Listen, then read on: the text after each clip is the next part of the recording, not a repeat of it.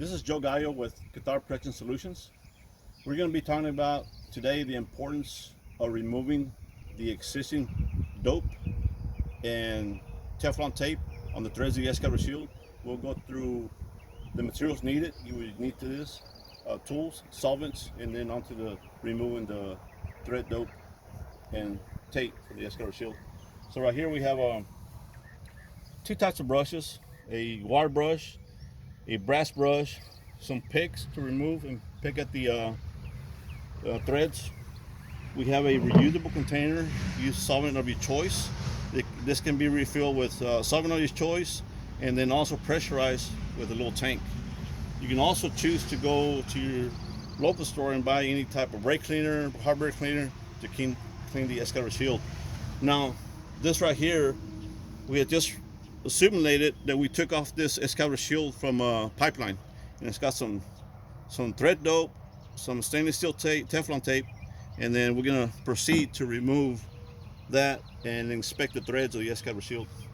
So first of all, we would need these picks to pick at this tape and remove it.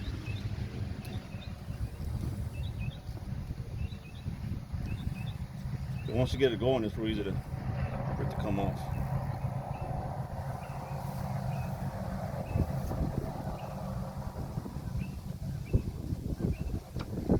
So once we get that thread off, we want to clean the existing thread dope on these threads.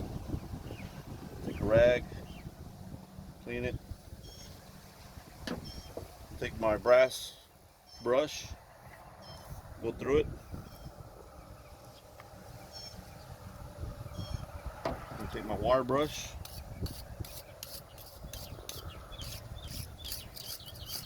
And at the same time, I'm looking at these threads, make sure they're not bent up. You need debris in there, because that's very important. You don't want these, you want to take care of these threads. Once I got that, I can go to my bottom assembly here, bottom base assembly. Take it off. This bottom base assembly only has thread dope for stainless steel. So all we have to do is to wipe that down. We'll wipe this down. Maybe taking a wire brush.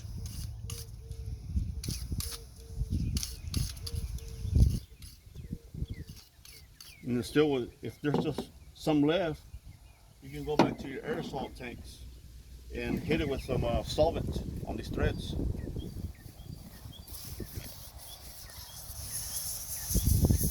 See, that comes right off the rest of it, remainder. Just gonna feel thoroughly clean. The threads, always keeping in mind, keep an eye out for any galls, obstructions in those threads. And you want to move forward to your bottom base assembly.